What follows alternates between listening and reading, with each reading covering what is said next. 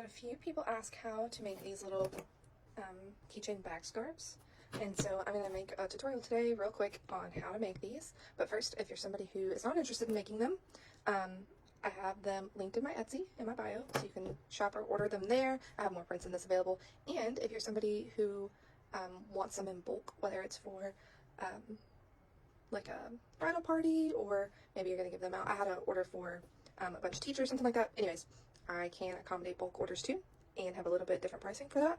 So yeah, feel free to message me or reach out on Etsy. But if you're somebody who wants to make them yourself, then let's get started on this tutorial. All right, very first step is going to be cutting out our fabric. We're going to cut out a piece that is 4.5 inches wide by 18 inches long. So this is what you should wind up with, a long rectangle.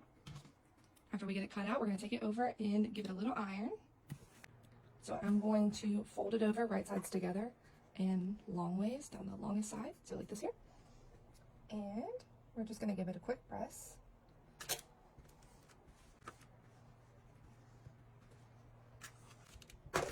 Once we have that pressed, you'll see it's kind of hard to tell because of this print, but this is the wrong side and this is our right side. So there, we've got our long piece. We're going to take it back over to our cutting mat. Okay, for this step, if you wanted to, you could cut each end one at a time. I like to save a little time and match up. This is not our open side. This is our folded side. So I'm going to match these sides up and lay it out. Now I have a ruler here. I have a small one. I'm going to use my 45-degree angle. Even on my long one, there is an option here. You could do any angle you wanted. It doesn't have to be 45. I would just find something that way you can keep it consistent every time you cut it. But like in a situation like this, if you fold it over and you cut both ends at once, then you know that your line here, this little piece we're about to cut, would be the same on both ends. But I like to use the 45 just to keep all of them consistent. Okay, I cut off the ends there, and you'll notice this is our folded side. This is our side that opens up. So I cut the shorter end here on the open side. So that's how it looks.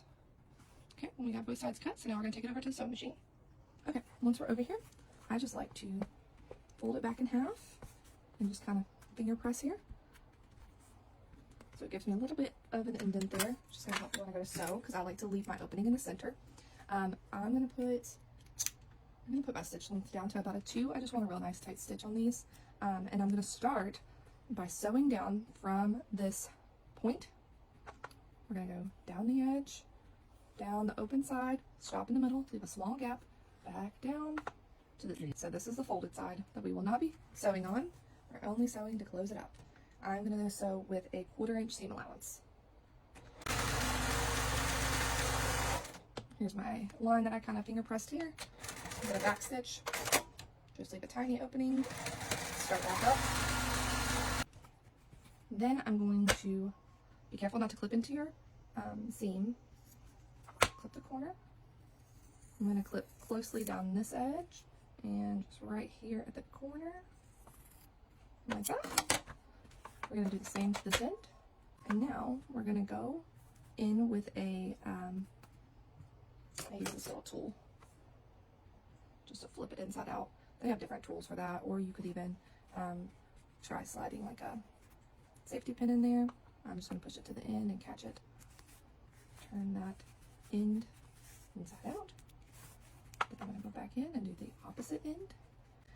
You could do like a little wooden skewer or just like a small stick or something, and you could poke it from the outside and try to pull it through, pull that one through. And then I'm going to use that same tool, but like I said, you could use like a skinny dowel or skewer or something. And I'm just going to push out my edges, and I'm going to do the same with this one here. Make sure it's all nice and poked out. Then we're going to do this end. Okay, here's what we have so far. I'm going to take it to the iron board now. Okay, back over here. I just sprayed it with a little bit of the Mary Ellen's Best Press, because I like a nice crisp press. Anyways, I'm going to just kind of pull out the seam we have here and just make sure it's nice and flat. And I'm going to do that to the edge too. And we're going to press. And yes, where we turned it inside out, that hole is still open. I have not sewn it up yet. once you get that nice and pressed, this is what it's looking like. And you'll notice if you look along the edge, we still have our small opening, and we're gonna go close that up. Okay, now we're gonna close up this opening. In case you're wondering how, but you can do any kind of opening you want. I mean, whatever's gonna be easiest for you to turn it inside out. I like to do a small one. This is probably maybe a 1/2 inch. That way it's less noticeable when we go to close it up.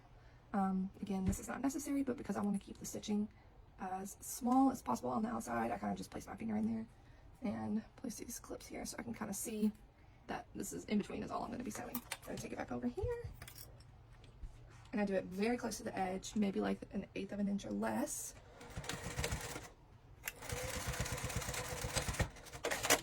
Okay, so you see, we got our stitching there to close it up. I'm going to trim off these little bits. All right, so there we have that. Now it's completely closed up, and we're going to add it to our keychain piece. And here's how I put that on. Let's see. Okay, so I'm going to start by laying it out. Well, actually, I kind of do that same finger press again to locate the middle, which should be around your, your seam here, from where you just close that up. So I take, here it is at the top, I fold it in once, like 1/3 of the way, then again, and I'm going to pick it up like this. Okay, I'm going to turn this around now. Off my left hand, so I'm going to hold the clip here on my finger. I've got my scarf here folded over, and I've got the long ends pointing towards my hand. I'm going to slip it over my finger. This is really just one of those, like, a preference thing of how I do it. You could tie it any way you want. Okay, so here we are. I'm going to pull the ends through the clip. I like them to stay relatively even, so I'm just going to kind of hold them with my finger here and slowly pull down. Then once we have that, I'm going to push down on it and just try to get it as tight as possible. Okay, there we go. And it's all done. You have a nice cute little back scarf, back keychain, whatever you like to call it. But you could just tie it on like in a knot if you wanted to. I just like the look of this one, the way it lays a little bit more flat. Yeah. If you have any other questions, please feel free to drop it in the comments. If you're curious about the keychain clips that I use, I will have them linked on my page as well in my Amazon storefront. Hope you all enjoy.